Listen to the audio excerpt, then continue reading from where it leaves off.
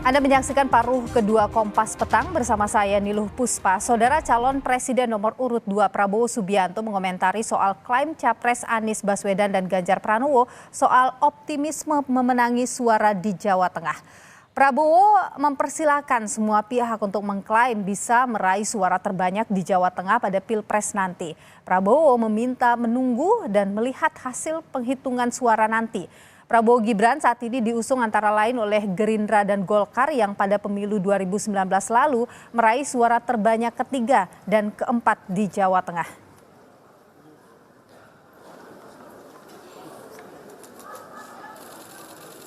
Kenapa Capres nomor 1 dan nomor 3 mengklaim kekuatan di Jawa Tengah itu diambil sama mereka? Kalau dari Pak Prabowo, Bapak soal relawan Bapak di Jawa Tengah. Kalau klaim kan sah, semua orang boleh klaim ya. Insya Allah nanti kita lihat.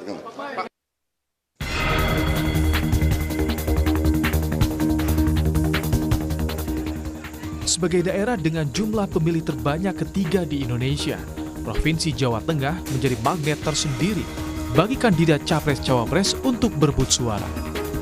Jawa Tengah ketika pemilu 2019 menyumbang suara terbanyak bagi kemenangan pasangan Jokowi Maruf Amin, kini diperebutkan bukan hanya oleh kandidat yang beririsan langsung di Jawa Tengah, seperti Capres nomor urut 3 Ganjar Pranowo dan Cawapres nomor urut 2 Gibran Rakabuming Raka, kini Jawa Tengah juga dilirik oleh pasangan nomor urut 1 Anies Baswedan Muhaimin Iskandar.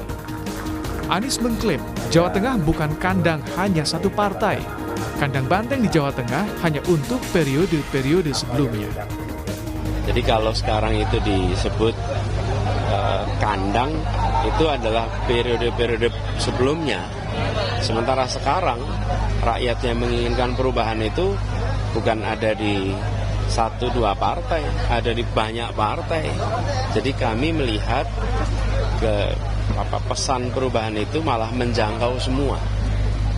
Dan kalau dilihat Jawa Tengah ini tempat yang bisa dibilang cukup bervariasi sebetulnya. Tidak hanya kandang satu partai. Menanggapi pernyataan Anies Baswedan, Capres nomor urut 3 Ganjar Pranowo menegaskan Jateng solid untuk memenangkan Ganjar.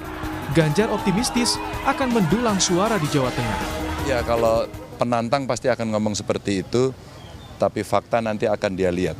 Karena beberapa kali kita memenangkan itu secara tradisional, secara sosiologis, bahkan secara soliditas, saya kira Jateng sudah menunjukkan itu. Tapi semua pendapat saya hormati. Berarti tidak ada kekhawatiran ya Pak? Oh, kita bukan orang yang khawatir kok, kita orang-orang optimis. Perolehan suara Capres-Cawapres di Provinsi Jawa Tengah bisa mempengaruhi perolehan suara secara nasional. Dalam 2 periode gelaran Pilpres dilaksanakan, 2014 dan 2019, Jawa Tengah menyumbang suara paling banyak untuk kemenangan Jokowi Yusuf Kala, juga Jokowi Maruf Amin. Dan pada periode yang sama pula di tahun 2019, PDI Perjuangan menguasai Jawa Tengah dengan mengantongi 5,8 juta suara, mengungguli partai politik lainnya. Tim Liputan, Kompas TV.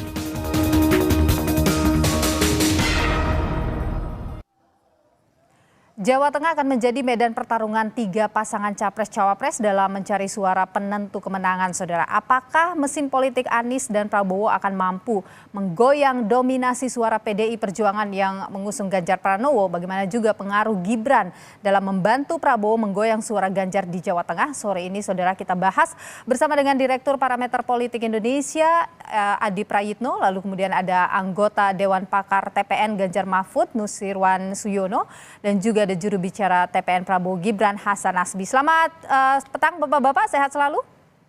Selamat petang. Ya. Selamat petang Mbak Nilu. Sehat semua ya. Saya ingin ke Pak Nus dulu nih. Pak Nus, ini Jawa Tengah disebut tadi oleh Pak Anies ya bahwa tidak lagi jadi yang menguasai siapa atau siapa begitu, tapi semuanya bisa bertarung di sana. Tapi saya mau tanya dulu karena PDIP selalu menyebut ini sebagai kandang banteng, begitu bagaimana sih soliditas PDIP di sana? Karena itu sudah menjadi tradisi atau katakanlah sikap rakyat Jawa Tengah dan itu menjadi pegangan yang cukup lama dari sejak bahkan mungkin sebetulnya dari sejak Orde Baru hingga saat ini. Hanya perubahan-perubahan yang sifatnya dinamika politik saja, tapi secara jiwa, secara kejiwaan, secara keteguhan sikap, tentu itu kita harapkan tidak akan ada perubahan. Jadi artinya bahwa konsistenitas dari jiwa dan semangat Banteng yang berada di Jawa Tengah itu akan tetap dipertahankan. Jadi meskipun usungan nama itu dari sejak katakanlah 2014 PDI Perjuangan itu bersama pengusung yang lain mengusung Pak Jokowi, kemudian 2019 juga demikian. Nah, tentu diharapkan sikap atau katakanlah konsistensi sikap, konsistensi jiwa tersebut tetap berada pada kondisi tersebut untuk nanti di pemilu 2024. Oke. Kemudian Pak Nus, ini kan sekarang kue pemilih suara di sana dibagi atau tiga kelompok atau tiga koalisi yang akan memperebutkannya begitu. Apakah PDIP menambah lagi mungkin mesinnya bekerja lebih keras lagi di sana atau bagaimana? Kita selalu dalam posisi untuk tetap bekerja keras dalam situasi apapun, dan pasangan calon itu dari setiap pemilu tidak pernah satu ya. 2014 maupun 2019 dan saat akan datang ini pun sama. 3 pasang calon, 2 pasang calon, dan itu berlaku sekian kali pemilu presiden maksud saya. Sehingga sebetulnya ini kondisi saat ini tidak ada bedanya dengan pemilu sebelumnya. Dan sebetulnya juga kali ini karena yang dibahas itu adalah Jawa Tengah, sebetulnya klaim itu juga terjadi di daerah lain selain Jawa Tengah yang berada di Pulau Jawa, apakah itu Jawa Barat, Banten maupun DKI, yang seolah-olah itu lama katakanlah mungkin kami selalu tampil di Jawa Barat, tapi itu pun sebetulnya masih ada kantong-kantong basis-basis rakyat yang dengan pemahaman dan konsistensi yang kuat, yang tidak akan tergoyahkan dengan situasi apapun, jadi sudah dipegangan begitu. Oke, saya ke Pak Nasbi dulu. Pak Nasbi, bagaimana kepercayaan dirinya untuk bisa mendapatkan suara banyak di Jawa Tengah? Ya, ini kan kalau untuk pemilu kan semua harus optimis aja kan. Walaupun kita harus menyadari 2 hal. Hal yang pertama, bahwa kantong suara itu tidak hanya Jawa Tengah. Kita juga tidak bisa hanya fokus di Jawa Tengah. Ada Jawa Timur, ada Jawa Barat, ada Pulau Sumatera yang sebenarnya itu menjadi kantong-kantong suara terpadat di Indonesia. Nah, untuk Jawa Timur kita juga sebenarnya memahami dengan sangat baik bahwa ini tuan rumahnya pasti Mas Ganjar. Oke, Jawa Tengah ya maksudnya ya? Iya, tuan rumahnya kan Mas Ganjar, Jawa Tengah ini. Ada PDIP, ada Mas Ganjar yang jadi tuan rumah, mungkin minimal 10 tahun terakhir mereka jadi tuan rumah dan penguasa di sana. Tapi ada juga sejarah tahun 2009 itu PSBY juga menang di Jawa Tengah. Ketika calon lebih dari 2, PSBY menang di Jawa Tengah. Menang 1 putaran di di Indonesia, di Jawa Tengahnya juga menang. Dari Bu Mega tidak Mega Prabowo waktu itu tidak menang di Jawa Tengah. Nah, kali ini kita kan mungkin untuk beberapa pihak Jawa Tengah ini jadi prestis tersendiri. Ada Ibu Mega, ada PDIP, ada Mas Ganjar. Tapi di pihak kami juga ada Pak Jokowi yang juga berasal dari Jawa Tengah. Oke, jadi mengandalkan Pak Jokowi ini berarti ya, Prabowo Gibran. Kenapa? Mengandalkan Pak Jokowi di Jawa Tengah, Prabowo Gibran ini. Tentu tidak hanya mengandalkan itu. Ada mesin partai, mesin relawan, tapi ada simbol-simbol dari Jawa Tengah kalau kita mau bicara prestis kan. Ada Mas Gibran yang ada dari sana, ada Pak Jokowi yang juga dari sana. Jadi menurut kita ini memang mungkin akan menjadi pertarungan prestis yang sifatnya agak emosional beberapa pihak. Dan kita untuk Jawa Tengah, target menang itu sih kan sebenarnya sah-sah aja. Tapi menengah imbang-imbang juga nggak apa-apa gitu di Jawa Tengah. Karena kita merasa kita bisa mencuri suara jauh lebih banyak misalnya di Jawa Barat. Kita bisa mengambil suara lebih banyak misalnya di Jawa Timur. Begitu juga di Sumatera. Jadi kalau misalnya imbang-imbang di Jawa Tengah buat kita sudah lebih dari cukup untuk bisa memenangkan Pilpres 2024 nanti gitu. Oke, tapi sejauh ini pantauan bagaimana Pak Nasbi soal di Jawa Tengah ini? Apakah naik begitu atau bagaimana? Kalau perolehan suara berdasarkan data kita di Jawa Tengah itu naik. Tapi kan kita fair aja harus ngakui bahwa Jawa Tengah dan Bali itu masih jadi basis kekuatannya Mas Ganjar. Oke. Dan memang dua itu yang mungkin jadi benteng terakhirnya Mas Ganjar untuk dipertahankan. Kalau misalnya salah satu lewat, ya nanti habis sih itu bentengnya Mas Ganjar gitu. Kalau misalnya Jawa Tengah lewat atau misalnya Bali lewat, ya nggak ada satu daerah pun yang misalnya mungkin nanti akan dimenangkan oleh Mas Ganjar gitu. Oke, saya ingin ke Mas Adi dulu kalau gitu. Mas Adi, kalau Anda sendiri melihat petanya sekarang di antara 3 poros ini, yang mana ini yang bisa menggerogoti kekuasaan banteng di Jawa Tengah? Ya, saya kira bicara tentang Jawa Tengah itu kan salah satu backbone politik yang pastinya akan selalu dikapitalisasi sebagai bagian dari basis perebutan suara masing-masing paslon ya. Karena memang Jawa Tengah itu adalah salah satu provinsi yang saya kira jumlah penduduknya terbesar ketiga di Indonesia.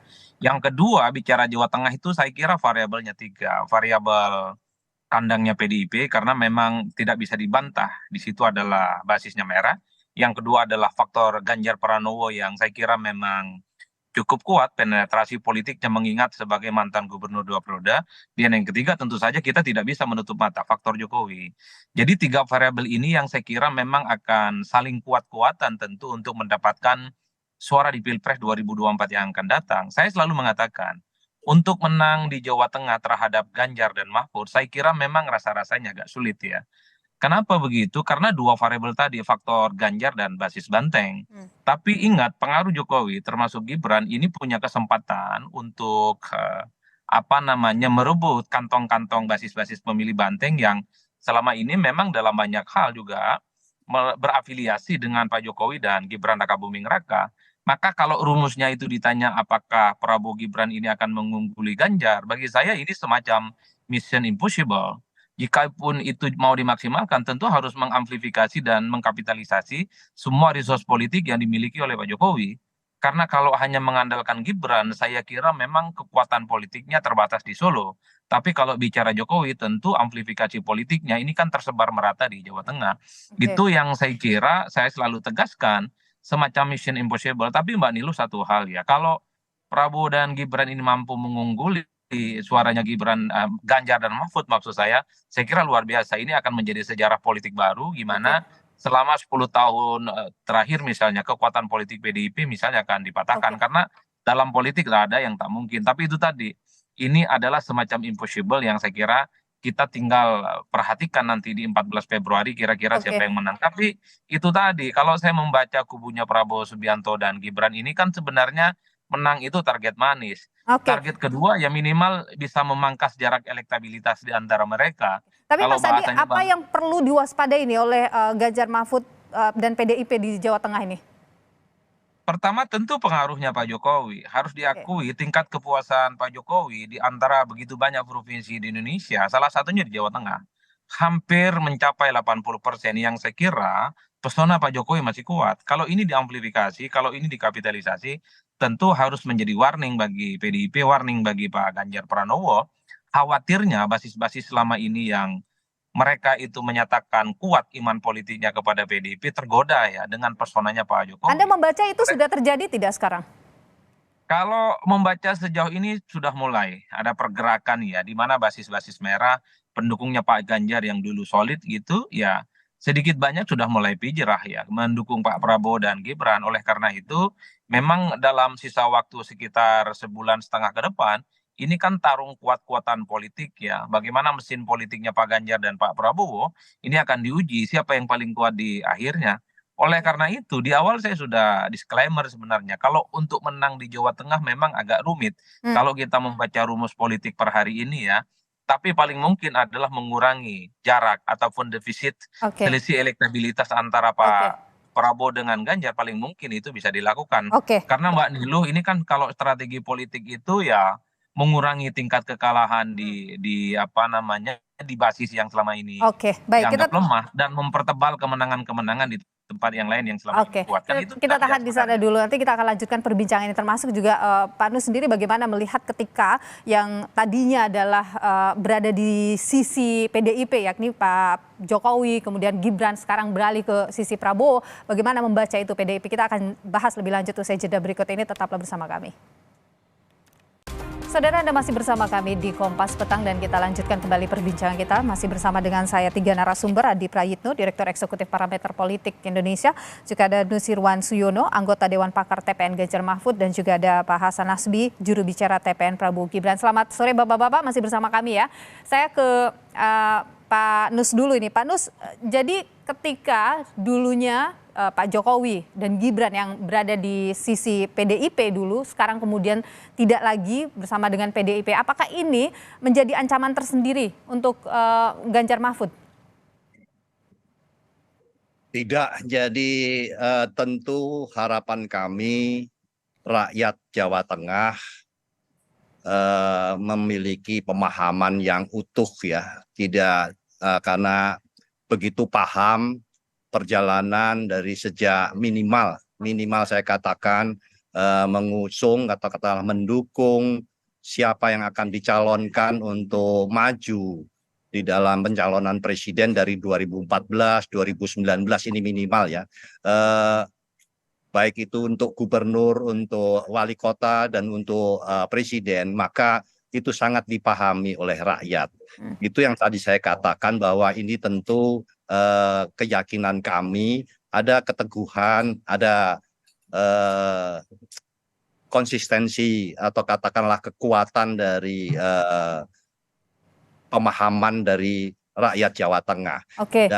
Dan akan dipahami betul bahwa besok katakanlah Mas Adi ini yang kuat di mana, apakah di Madura begitu.